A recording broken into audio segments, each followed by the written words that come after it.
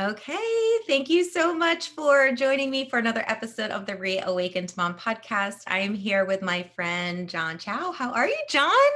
Melissa, thanks for having me. It's such an honor to be on your podcast, especially as a male. There are so many things that you represent that I really resonate with, and our audiences are very similar as well. So I feel so privileged to be here.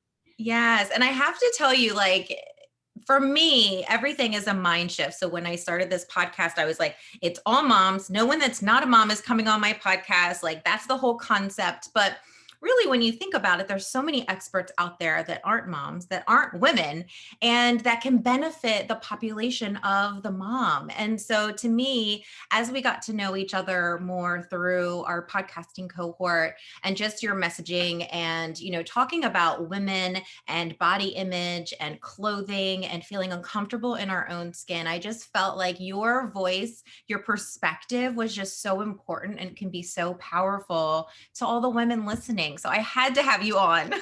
Oh, thank you. And this is such a juicy topic. I think it's one that is highly uncomfortable in a lot of different ways. And having kind of come from a place where I wasn't aware of anything related to fashion, to being immersed in the fashion industry, and then now stepping back out of it and being in the personal inner workspace, I'm seeing everything in a very different way. And it's been very helpful to be able to talk through these topics. And I'm excited for our conversation today. Yeah, I would love to just kind of start and find out, like, how did you get into the fashion industry? Like, where did that start for you and like your journey? It was a complete accident. I have an older brother, and he's about 5 years older than me. And there was a period of time where he was working for Banana Republic, and he was probably in high school to college, and he wanted to quit one day to go get a different kind of job. But we had kind of enjoyed the discount for quite a long time. So he basically came up to me one day and he's kind of like, John, it's time for you to take on the family discount. So I got my first ever retail job. Before that, I had done odds and ends of other different kinds of jobs. It was mostly within food and service, that type of thing. And this was my first time really into something that was fashiony, because that was not my identity at all. If you look at any of my childhood pictures, it's just atrocious. I can't go back and look at what I've worn. But there is a component of that world that was so new to me. So I got my first job there, and I worked in the stockroom because I didn't know anything about fashion. And I worked in the stockroom for about a year and a half, and then started doing virtual merchandising because I had some skill set for it. And the leaders at that time just really drew to me because I had a good work ethic and I enjoyed what I was doing. And I remember my very first time, even I had opened up boxes of new inventory coming in, and there was this blue plaid shirt. And I was kind of like, wow, I really like this, but can I pull this off? I don't even know. And it's funny to think that back then, the thing that was so risque for me was a plaid shirt, whereas fashion is so broad and there's so many different things. So I kind of just grew my way into eventually being on the floor, servicing people, helping them, butchering a lot of conversations because my social skills weren't there yet, not really knowing what went with what, but working in visual merchandising really helped me understand wardrobing. And then all of a sudden the conversation grew to different things. I eventually got recruited to work in luxury. So when at a couple of different places, there's a Canadian version of Saks Fifth Avenue that exists here in Toronto that I was recruited to work for. And then I worked for Tiffany's for a while when I was working as a corporate recruiter, and I really missed retail, which is kind of crazy to think about. But there's an element in the beauty of retail that is just so great to be there. And then when Saks Fifth Avenue came to Canada, they recruited me to work in their women's footwear department. So all these different things have kind of moved from one to another. And I had my eyes opened for the very first time when working in women's, because I had predominantly been in men's, especially in men's suiting at the end of my time working in men's, that something custom to like a custom suit was something very normal for men to have access to for decades now. But I started working in women's and realized, wow, even though stylistically there's so much more options for women, it's so limited when it comes to what women are actually able and are provided for what would actually work for them. And a woman's body is way more complex than men's bodies, yet there aren't options for custom when it comes to fit. And this started a whole new narrative. After that, I launched a company with a fellow worker at or a fellow coworker at Saks Fifth Avenue, and we started a women's custom suiting company because it just felt wrong that there's so many women who are working so hard right now, and they're growing in their career because they're really great and they are just dominating their industry, and yet they don't have access to something as simple of a resource as a custom suit. So we took on the challenge. That was right before the pandemic, and we did some amazing things, but it's just so good to be able to think about these things on a different level. Yeah. And so I actually was looking at your website that you guys had created, and some of the things I loved. Let's bring back the trends of stop following the trends. I Mm. love that. Like, where did that come from? Is that because women would come in and like they only want to do like what's on point now and not really look at what works for them and what fits for them? And is that kind of where that came from? Because I think it's, you want to be trendy, you want to be on point. Some styles we know come back, right? My mom's always like, "Oh my God, look at those clogs. They came back.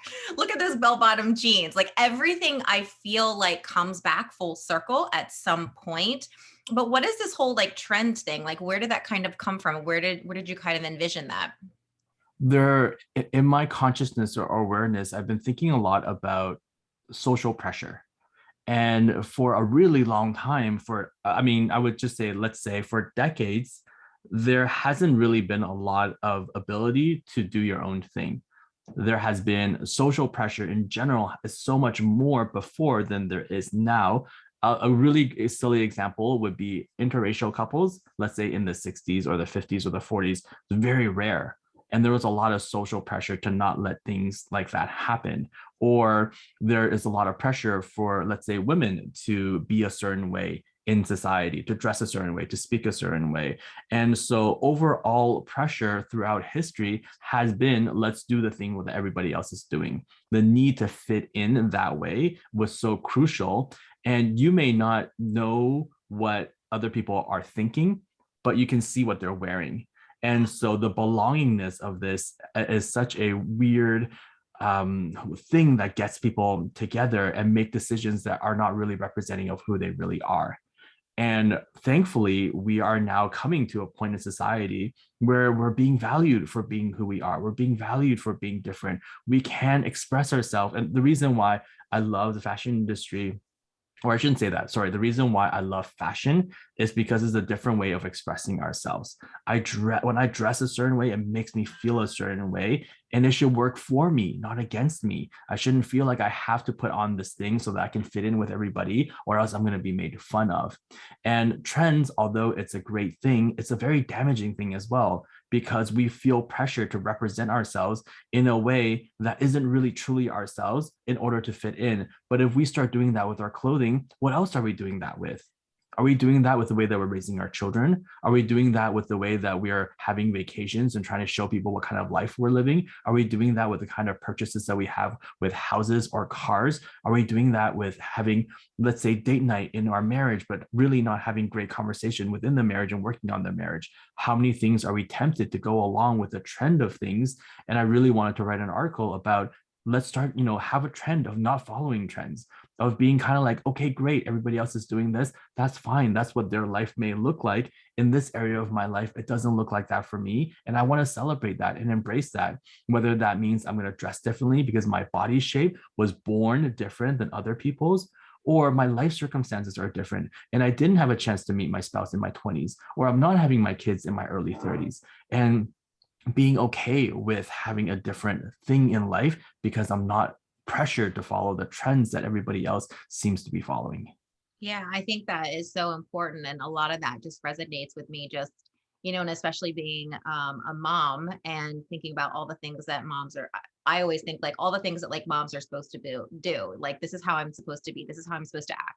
This is how I'm supposed to show up. I'm not supposed to yell at my kids. I'm not supposed to cuss. I'm supposed to have my kids show up perfectly in the perfect outfit and not dirty and not running around and playing. And so I think that whole trend thing is just so important. And going back to like the clothes of like what I should be wearing, when you go into the store and you look at all the clothes and it's like, there's so many, you're so right, for women.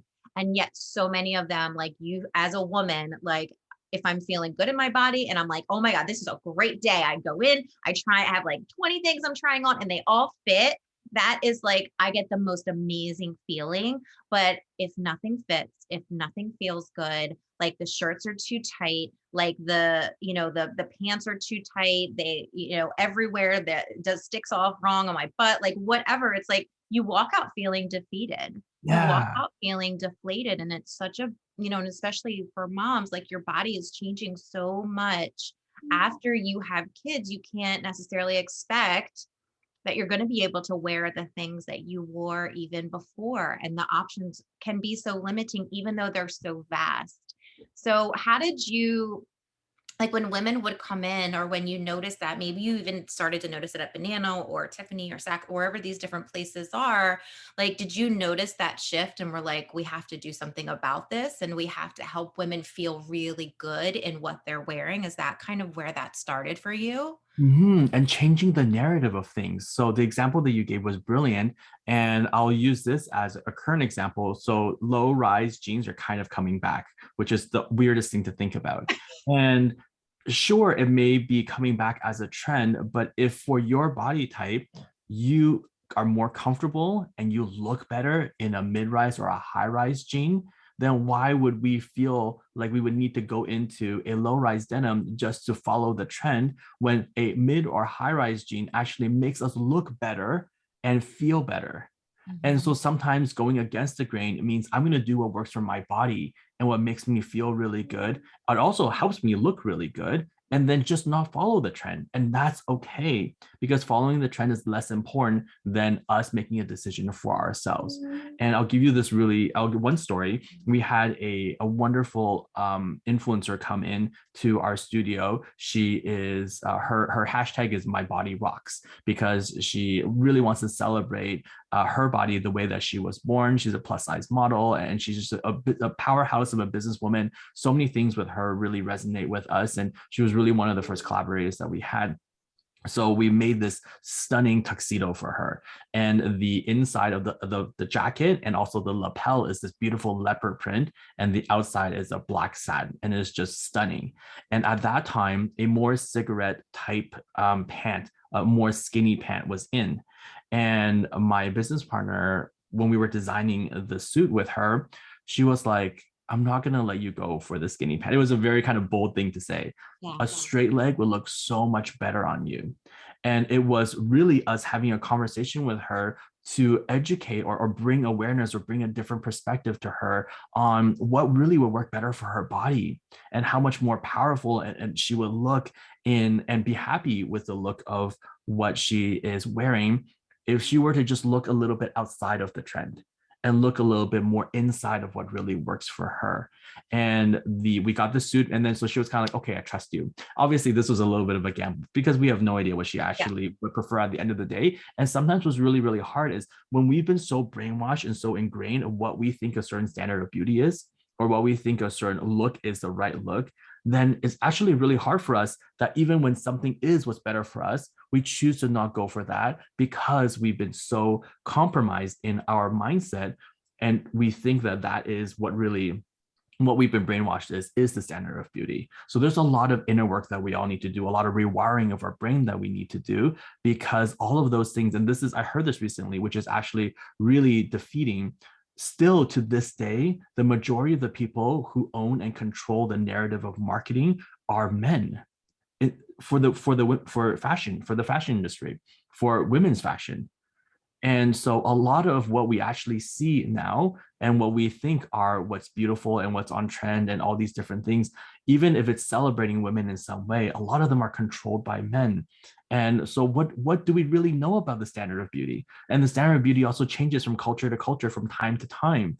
So how silly is it for us to be so obsessed about what our body needs to look like?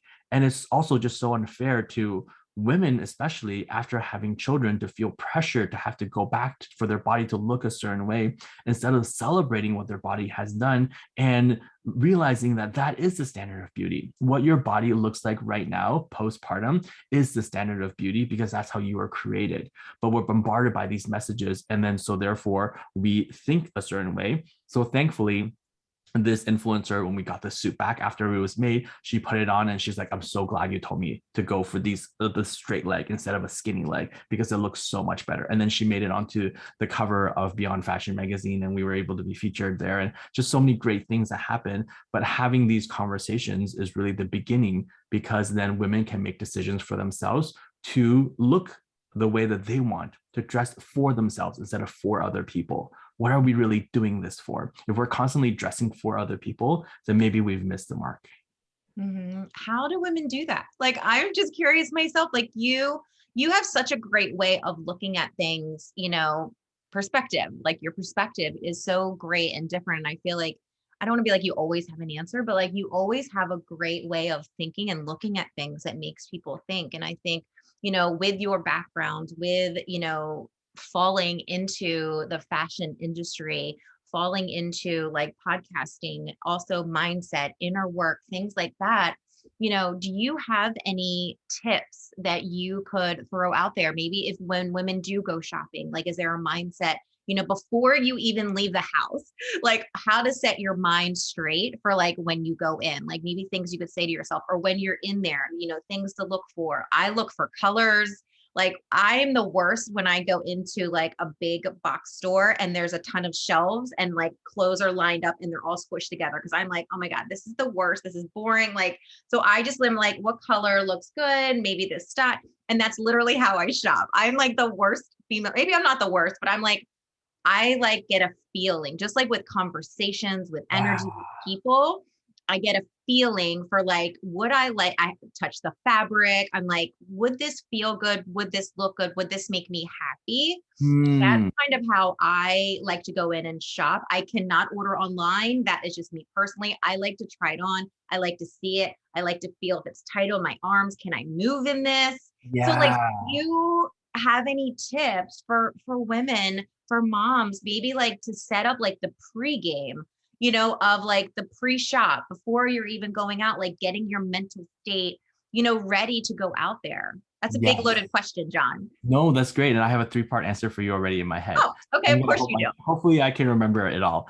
But the first one is, there are all things that naturally work for us a little bit better than for other people. So for example, in this case, you are wearing this really wonderful yellow shirt. And what is happening is that your skin tone, because you have a little bit of rosiness in it, the yellow really matches it very well. And then the hair color that you have right now, the highlights blend into your tan skin and it blends into your yellow shirt very, very well. So this is a great color for you. And when it comes to all of us, depending on our skin color, the way that our rosiness in our cheeks, our eye color, and our hair color, some just work a little bit better than others. And for us to take a little bit of time, maybe ask a friend who may be a little bit more fashionable to sit us down and be like, hey, what works for me?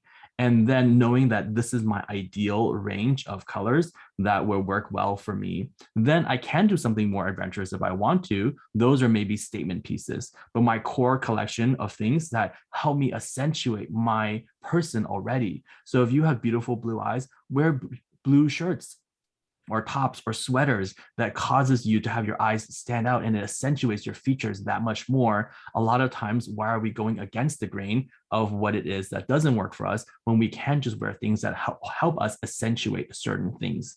So that would be the first thing, is figuring out kind of what color type thing works really well. The second thing, when it comes to mindset, and I really like to have a lot, well, let's see where this conversation goes. But one of the things about shopping that's really, really important for us to keep in mind is the narrative. So before, let's say 100 years ago, there was no such thing as pre-made clothing. Every single person went with fabric that they found from the supplier to a seamstress that they would go to. They would get measured and they would have something made for them.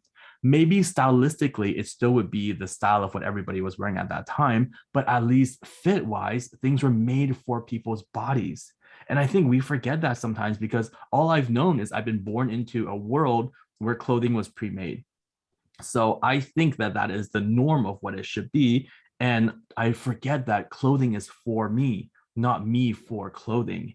So then, when especially women go to try on clothing and they go to a fitting room and nothing fits, the narrative that they might tell themselves is much more likely, what's wrong with my body? I can't seem to fit into anything. And especially when we look at other people who may be wearing a piece of clothing that we really wanted to buy and it fits them perfectly, but it doesn't fit us perfectly, the narrative is much more likely that we criticize our own bodies. But why is it not the other way around? Why don't we think, wow, what's wrong with this piece of clothing? Like, what's wrong with the designer who designed this? What lack of proportions? How could they have such poor insight into how this was supposed to fit? Why are we not criticizing that, and yet we criticize ourselves? And so before, the pre-shopping game mindset, which I really would want everybody to go into, is I love my body. My body treats me well. My body helps me be who I am, and it gets everything done that I'm supposed to do. It helps me live this wonderful life. This is the body that I was born with, because this is the person and the space that I'm meant to take up in this world to represent me and all of who I am. And then I go shopping and I look for different things. And maybe I go to certain brands that I know likely has fits that are more complementary to my body than other brands. And then I just have an idea when I'm shopping that it is really me. The clothing are for me, not me for the clothing. And then this negative self-talk doesn't happen anymore. Now, sometimes when we are trying to find something, especially if there's an occasion coming up and we need to shop something and we go outside of the scope of what we typically could wear, it might be really frustrating. And that's where a little bit of support might come in. But loving our body while we're in the process of shopping is really, really important. And the third thing that I would say to this pre-shopping game would be, statistics say that we wear 20% of our wardrobe 80% of the time. And it's True. so funny because I'm looking at my closet, it's right beside me, it's open, and I have all these shirts and things hung up. And I go to the same thing all the time. And it is because the general principle is we wear what feels good to us and it makes us feel good. So we could buy something because it looks good and we want a picture in it and helps us look good. But if it doesn't make us feel good, if we're not drawn to it, then we're going to spend the money and it's going to be in our closet and it's going to take up space, but we're not going to wear it that often. And then the cost per wear almost is much higher because it's just there. Whereas the cost per wear of something that we go through all the time, it's amazing because we get a really good use out of it. And so I really love what you just said before. You love wearing things. How does my arm feel? How do my torsos feel? How does this fall? Because when it makes us feel really good, then we'll go to it all the time. And this goes back to shopping for ourselves versus shopping for other people. We're not shopping for the picture. We're not shopping for the things that other people see. We're shopping for what really works for us. And it has to be the right material, it has to be the right fabric, it has to be the right feel. Because when we put that on, it's just like we're being given a hug. It's like we're drinking a really nice cup of coffee. And then we will go to it all the time. So this kind of mindset ideally would be a great place to start before we go and we look for new clothing. So a couple thoughts. I think all dressing rooms should have mirrors that say those things on there. Oh, Like, yes. I love my body. My body is perfect just the way it is. And I love how you said that about the clothes for your body, not your body for the clothes, or however you said that. Amazing. I'm gonna have to go back and listen so I can write that down. But and then I also thought, like, places where we go buy clothes, instead of having like all the crazy music, should like just be playing those mantras like the whole time. Yes, totally. Oh, yes. We need to submit this request to a couple of different companies. Yeah. Right? Like, wouldn't that be amazing? Essentially, like Nike, just do it. It's just like there's all these mantras that make you feel powerful and strong when you go in. I do love the fact that when I do go shopping now, I do see women that are not all the same size in the pictures Yes. and in the ads. Um, Mm, I love that because, growing up as a young girl, an athlete, everyone that you saw was like paper thin. They mhm. were so thick. If they had any muscle, any meat, it was like they would not be a supermodel. And I love now that they are showing more women, even women that are pregnant, like women that are famous, that just had babies in their bodies, and how beautiful they are, with their stretch marks and everything else, and how it's to be celebrated and not hidden. I think that Yes. is just so powerful. So I love everything that you said. And I love that, like, kind of pregame. And I think it's also important, for the moms that are listening. I was thinking this as you were talking, if it's possible to even go shopping without your kids with you, because that is an added layer of stress already, trying to make sure your Mm. kids, like, I remember going shopping at Marshall's with my kids, and I would just already be hating it because I'm like, first of all, I don't like this kind of shopping where there's so many clothes, so many options. I'm feeling rushed. And then my boys would be running around trying to see how many of those little things they could gather that are like Yeah. size 8, size 10, small, and like put them in their pockets and see how many they could get. And then you're Correct. going into the dressing room with your children. So that already was a stressor on top of it, thinking like, I'm already stressed out. I better hurry up. Like, I don't have much time. Let me just grab whatever I can, versus Mm. really enjoying the experience. And that's like the self-care part, right? Like Yeah. noticing that like you are worth it. You are worth going like shopping by yourself for an hour to find Mhm. something that you feel so good in, because then you're going to love yourself. You're going to love how you feel in this. Then you're going to treat your kids better, maybe treat your spouse better. You're going to have the best date night. You're going to have the best playground, shindig in the shirt that you buy. Like whatever it is, it's all that feeling, and also that self-worth, self-love that I feel like so many times moms don't do, because we are constantly, like you just said, like we're always doing versus being, and recognizing that like you are worth it. You deserve a little bit of time to yourself to go pamper yourself. And maybe that is like for that shopping, so that you go out and you buy that one shirt, that one pair of pants that you're like, I could wear this every day. And Mhm. it's like, I just want to smile. And I don't care if I wear it every day, because I probably could wear it every day. It's But I so think that's just great. so important. Yeah, and I think there are no better multitaskers than mothers. Mothers are the ultimate multitaskers, and there are so many parts of the efficiency of a day that mothers plan that I admire so much.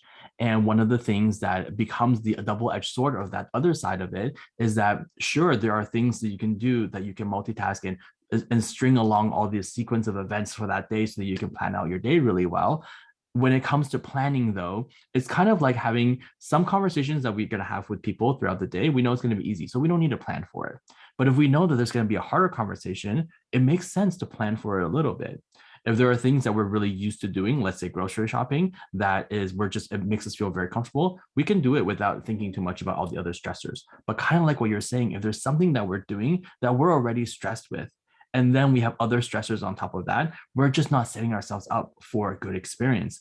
If shopping is something, for those who are listening, if shopping is something that is already stressing you out, and then there isn't the plan to try to allow for other stressors to be reduced, then we just set ourselves up for failure. And then we rush to buy something, and then we wear it, and then we don't return it because we don't have time to return it. And then we end up keeping this thing that is either going to be at the bottom of our closet, where we wear it once in a while because we feel like we have to, because we spend the money on it, but we don't really feel good in it. And it just becomes this really negative situation, versus being kind of like, okay, it's going to be a pain in the butt for me to hire a babysitter, but I'm going to get a babysitter, or have some friends, or send my kids on a play date, and then give myself an hour and a half to grab a coffee and enjoy some music, and then go and shop, and maybe think a little bit about what I want to get. And it's already going to be stressful enough trying on clothes and whatnot, but because there's other stressors are removed, then hopefully it's going to be a better outcome. And then you get to walk away with a couple of pieces that you can then enjoy and wear more of, because they were the ones who were bought with the right intention when you were in the right headspace, versus rushing and feeling like I just have to get this because I need something that is new and just replace it and whatnot.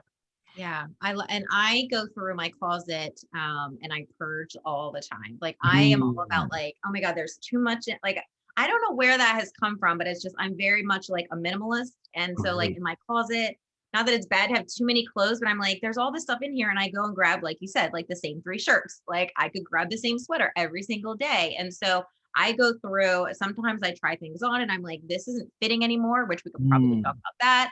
You leaving it in your closet because you used to be able to fit into it, and you're going to try and fit into this again and you never do. And then it makes you upset and depressed and like, again, hating your body. Why can't I lose weight? Like, I'm never going to look like that again. It's not perfect.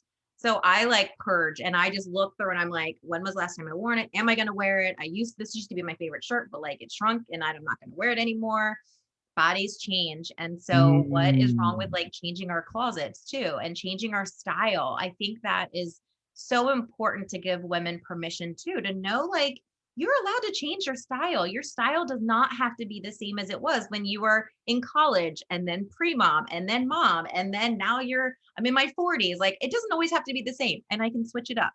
Yeah, well, actually, if we think about it, and I've been thinking about this a lot, I if I'm trying to stay the same, I'm likely going against what is natural.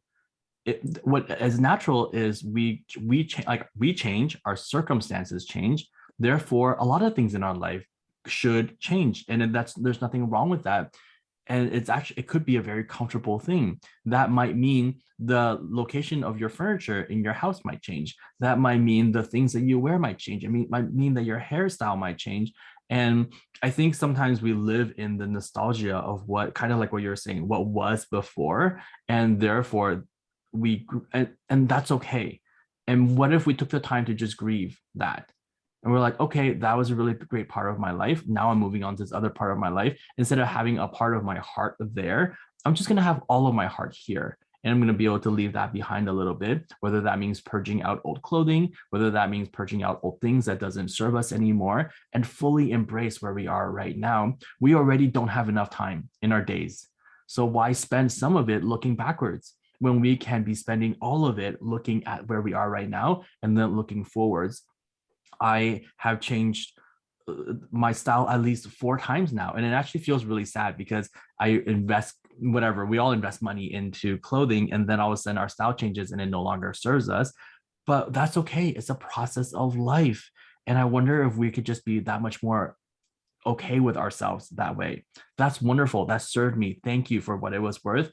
It was money well spent. I am who I am right now. Instead of trying to force things to be what they aren't, this whole conversation that we have with ourselves is so important. And the mindset that you have of purging, of getting rid of the past, of really being able to accept that is something that's really, really important, because it's not just with this. What if it's with, even if you don't change, guess what? Your children are changing.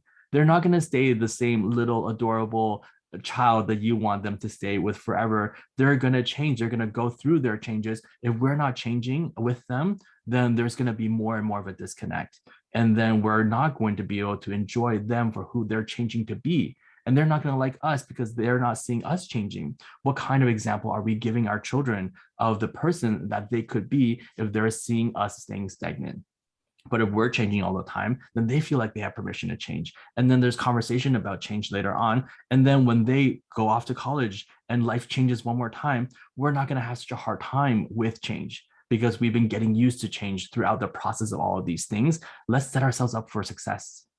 Yeah, I love that. I'm doing it's like a body love, like a self-love, like body love like thing right now too. And I've done this in the past, but when you start to be hard on yourself for, and I don't know if men do this as well either, but like, women are hard on themselves, or you've had a kid, or you've got cellulite, or now you're getting a belly, or now you absorb food or a little bit slower than you used to, or you're not as active. And so we tend to be so hard on ourselves. So writing out the things that your body has done for you, Yeah. like writing the things that you love about yourself, what your body has let you accomplish, like with your hands and your feet and your stomach and all the different things that maybe you're so hard on yourself for, but your body shows up for you every single day.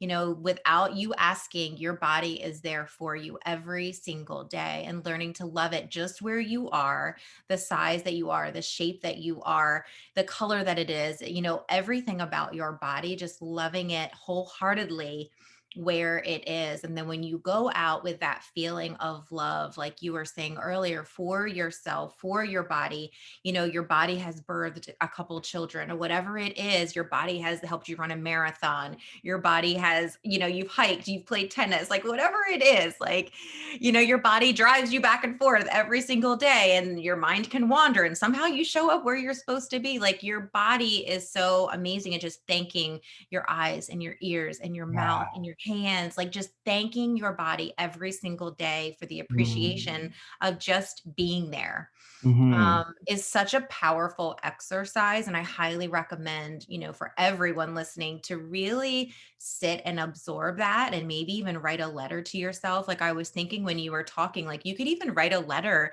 to like your past self, your past body, what it was, what it meant to you. And it's such an emotional thing. Like for me, I'm very emotional anyway. I'm like an empath. And so Mm. writing a letter to yourself or thinking of all the things that you've accomplished, in your life, it's pretty amazing and remarkable. And a lot of the time, we don't give ourselves that credit for all the amazing things that we have done and give our body credit for all the amazing things and all the amazing times. The successes, the times we failed, the times we've gotten back up, and we don't give ourselves enough credit. And I think that's such a powerful thing that people can do is really love and write a letter to your body and how amazing it is. I just think it's Mm. such a beautiful thing. I love that. And there's a certain part of us that sometimes we look outward and we're like, okay, who can I depend on? And we look at relationships a lot and we're like, okay, I'm going to make sure that I have trustworthy, dependable people who have my back around me. But a lot of times I don't even think about my relationship with myself. Who has had my back the whole time? Me. Who has had my back the whole time? My body. Who has allowed me to pull an all-nighter so that I can get that exam written, or stayed up late or wake up early so that you can feed your child, or my body has allowed me to do all these things. I have nothing without my body. And instead of criticizing it all the time, why can't I appreciate it more? And this is an exercise that it would be great for everybody listening to do. I really want you to think about how different cultures operate differently. There are some cultures in the world where they celebrate women with more meat on their bones, and those who have less are considered to be very unattractive and malnourished, let's say. And yet, in our North American culture, we look at women who are skinnier, and then we say that that is the standard of beauty. In Asia, women who have really, really, really pale skin are considered beautiful because it just means that you have skin like milk. And yet, in North America, being tanned is more beautiful. And so the exercise would be something along the lines of, imagine if I was born in a different culture right now. How would I feel about my body? And this is all about narrative. If I'm criticizing my body right now because it doesn't match the quote, quote standard of beauty because of where I am born right now, what if I was relocated to a different culture and they looked at me and they not only thought that I was normal, but they celebrated the way that my body is because that is the standard of beauty in that culture. Our body is the same in both scenarios. The only thing that's different is the narrative that's in our mind.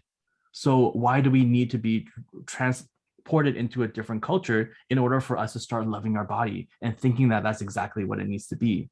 Why can't we mentally understand that all of these things are just outward narratives that have been spoken to us, but in reality, we get to write our own narrative. We get to really realize how beautiful and powerful and wonderful our body is. And whether the culture that we're living in celebrates that or not, that's the issue with the culture. Because I can very easily go to another part of the world right now and be fully celebrated for who I am. So then what gives? And maybe when we realize that it's all kind of a sham and that we're really the only ones at the end of the day who gets to really be who we are and celebrate who we are, then we are in control of all of these different things and we're no longer trying to fit into the trend. Right. And it's like who are the people? Like, is there a board of directors of body image? You know what I mean? It's like who are the people making up these rules? Like who are the people saying what's beautiful and what's not? Like who are those people and why do we give them so much power over ourselves? Like it is such a scam and it's such a sham and it's I don't know what other words I can come up with, but it is. It's just, I mean, I have a thing sitting right here. Like I am passionate. I am happy. I am intuitive. I am energetic. I'm a leader. I'm awakened. I'm impactful. Those are things that I have come up with. No one has told me this is who you are, Melissa. It's like, no, this is how I feel. This is how, I want to show up in this world. And I have a shirt that it was like, for me, it was like controversial to buy because I was like, oh my God, like I don't cuss in front of my parents. Like that's not what good girls do. And oh my gosh, like they would probably pass out. And so I bought this shirt because I actually cuss like a sailor. Like when people actually get to know me, like Mm, that is just who I am. And I don't see anything wrong with it. And it doesn't make me any less or more of a good person or a bad person. And it's all in the context of how you use it. And I bought a shirt that says like I'm an F-bomb kind of mom.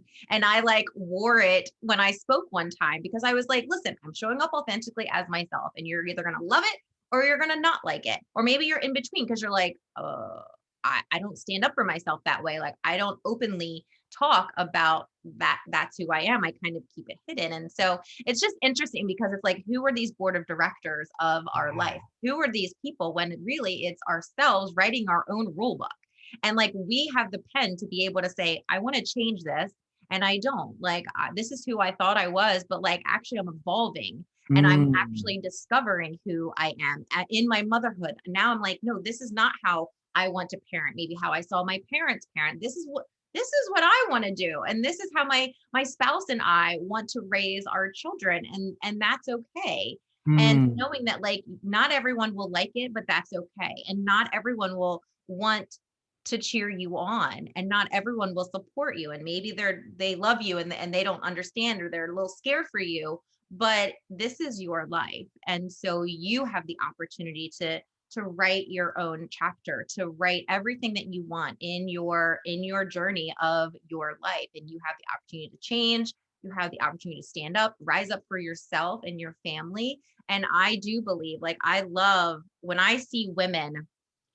I'm big on colors and clothes. And when I see women like in clothes and colors, I'm just like, dang, like it makes you stand out. Like it yes. makes you be like, oh, wow, like I need to know her. Like, who is that woman Yes. like that is just standing in her power? And when you Yeah. feel good in your clothes, I feel like you just resonate with that. Like it just shines, you know?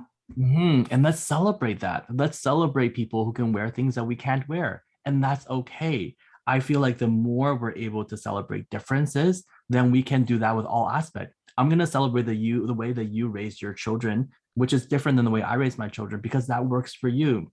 We don't all need to be on the same page in order to be connected. I feel like there's an underlining thing about belongingness, which is kind of like, oh, if I'm not the same as you, then we're not going to feel connected with each other. That's absolutely wrong. We're actually meant to all be different. If we were all not different, then we would just be like a society of robots. But we were all born differently. Naturally, our DNA causes us to be different so that we could represent the different sides of life. Why are some people a little bit more introverted and other people a little bit more extroverted? We should celebrate the introverts for who they are and then also celebrate the extroverts for who they are, and knowing that both belong and both are meant to be. We should celebrate the way that people want to make their houses look the way that they do and or dress the way that they do. And I think the more we're able to do that, we also not only inside feel more solid and more okay to be ourselves, but we also then help influence our community to allow them to feel celebrated, to be who they are. And then they can start doing that with other people, and then before we know it, we're all just a mishmash of different people who look different and do things different, but yet we're so knit, close knit together, because we are realizing that what brings us together is not our sameness, it's our differences. And then that helps us celebrate the variety of life and the variety of perspectives that we wouldn't see ourselves. And that's a wonderful thing. Yeah. And I think so. John and I met through this podcasting cohort, and then he started, his own like collective of all of us together so that we could support and be there for each other and cheer each other on. And John has such a great way of doing exactly what he just said about having us all in a space. And I will say a lot of the women, most of the people in there are women, or the people that are showing up are women. And it's interesting hearing other women talk about John and the way that he supports and sees people, because I think so many times women don't feel heard, or they don't feel like their voice matters, and or they don't feel like, oh, well, there's somebody else doing it. Who am I to do it?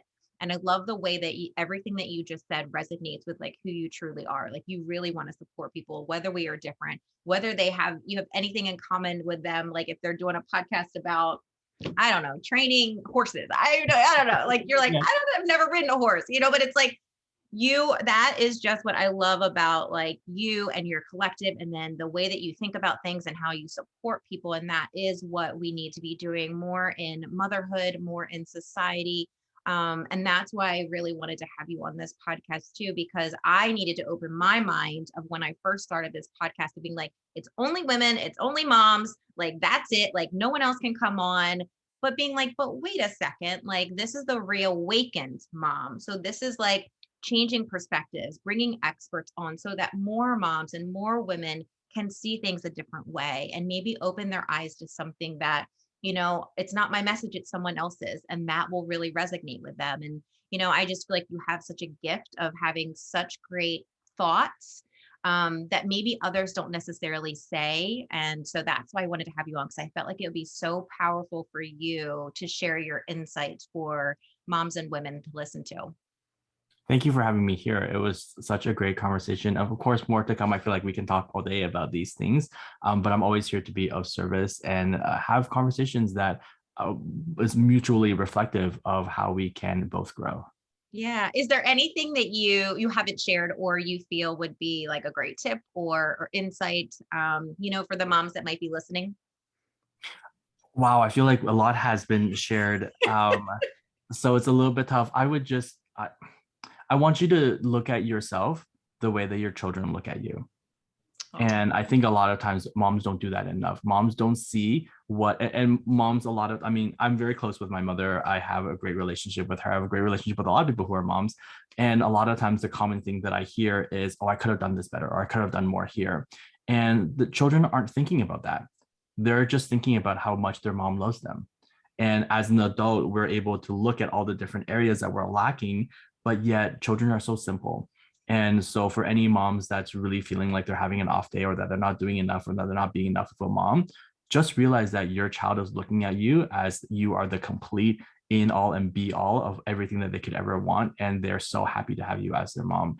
And be a little bit more compassionate on yourself and move on with that kind of grace, and your children will see that as well, because the way that you speak to yourself likely will be passed on to your children, and we want our children to be as healthy as possible. So look at yourself the way that your child looks at you. oh, I love that. Thank you. That was beautiful. So my last question for you, because this is always my last one for Ooh. everyone. So many times we do not celebrate ourselves. So I want to know, John, what is something that you love about yourself right now? I love that I am more open to not controlling things as much as I used to. And it's very different. I used to be a very big overthinker and really want to just make sure. And a lot of it was perfectionism so that I can hide behind that and not have to worry about the shame of showing up as not enough. And I am, by being me and by giving permission for people to be themselves and creating a community of many communities, but specifically the one within our podcasting group of celebrating each other, I have never felt more comfortable in my own skin. And not just kind of talking the talk, but really walking the walk, and being this person that can celebrate that means a lot, because the quote or the motto that I go by is, a rising tide lifts all boats. And I'm seeing the impacts of being lifted up by other people because they're a tide that's lifting, and I'm seeing the impact that I'm able to do in lifting others as well. And this is all just what makes life really great. Yeah. Oh, so, so true. Love that. How can people find you? Because the moms out there listening are gonna, want to be able to just find out a little bit more about you and, maybe your podcast or kind of what you are doing and, your perspective, because that is, really what I feel like one of your gifts that you have is like having that great perspective of life and thinking about things a little bit deeper than maybe some other people do. I was looking actually at my analytics recently, and the majority of my listeners are women from the ages of 35 to 75. And so it actually works out really well that people just really resonate with the desire to want to have different perspectives and be unstuck from these things, because there's nothing worse than being stuck as a mom, because there's dependence on you. And so when you were stuck, we're not just feeling like we're stuck, but other people are also going to be stuck because we're stuck as well. So people can find me on Instagram at the John Collective. The meaning behind the name is that I'm the collective of all the experiences I've had historically, but also the collective of who I am is because of the people around me. And my podcast is called Perspective Maintenance. You can find that on Apple Podcasts or Spotify or anywhere else. And really feel free to reach out, message me, have conversations, because that is really what I'm here for. I mainly am a perspective coach, and I help people accomplish what it is that they want to accomplish by seeing things a little bit differently. So people can work with me for 3 months or 6 months or however long it takes to really get whatever they want to achieve, because we all need support and we can only do so much ourselves. But with the right support, we can go so far. Thank you so much. And I always say for the moms, because they're probably driving or cooking or doing a million different things. You said the Mm, taskers. I always put that in the show notes too, so that they can just click and be able to go find you. So thank you. Thank you so much, John. And I have gotten so much from this conversation. And I know that the women and the moms listening will really appreciate your perspective on body image, and just, that whole thing before shopping, I think is just so beautiful too. And the gift, I could like always start crying just thinking about my kids, just thinking, how they look at me. And so you're right that we are so hard on ourselves, and so that was just such a beautiful gift to just put that out into the universe. So thank you. thank you for having me. Yep, see ya.